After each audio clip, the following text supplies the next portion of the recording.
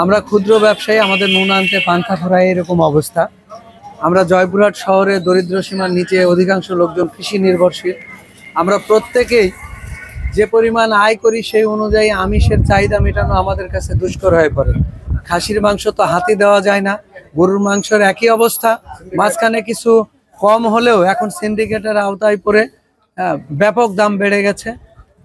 আবার যে মুরগি থেকে আমরা আমিষের চাহিদাটা মেটাতাম, সেই মুরগি হঠাৎ করে কেজিতে 40 টাকা, 280 টাকার মুরগি আজকে লেগেছে 320 টাকা। ব্রয়লার মুরগিতে বেড়েছে কেজিতে 30 টাকা।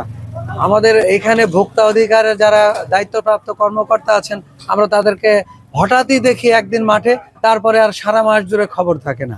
তো আমরা এর সরকারের কঠিন মনিটরিং চাই, বাজার নিয়ন্ত্রণ চাই। আমরা সাধারণ খেটে খাওয়া মানুষ, আমরা স্বস্তিতে একটু বাঁচতে চাই, এটাই আমাদের প্রত্যাশা। সাধারণ ক্রেতা আমরা গরু খাসির ব্যাপারটা চিন্তা করতে পারি না, আমরা সাধারণত নির্ভর করে থাকি মুরগির উপরে।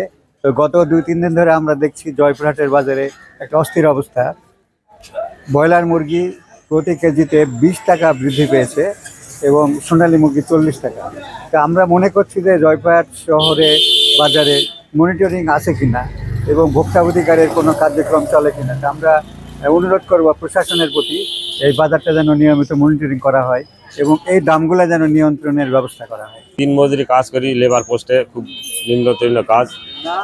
গরু খাসি তো কিনতেই পাই না, একটু মুরগি যদি কিনতে যাই প্রতি কেজিতে 40 টাকা বেশি হয়ে গেছে। তাহলে আমরা কিনে খাবো কি করে? আমাদের ডাল ভাত খাওয়ার পয়সা হয় না, আমরা চলবো কিভাবে?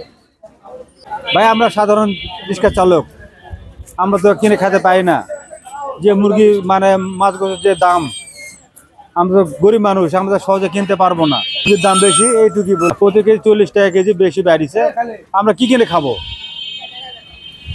আমার তো কেনার মতো সামর্থ্য নাই।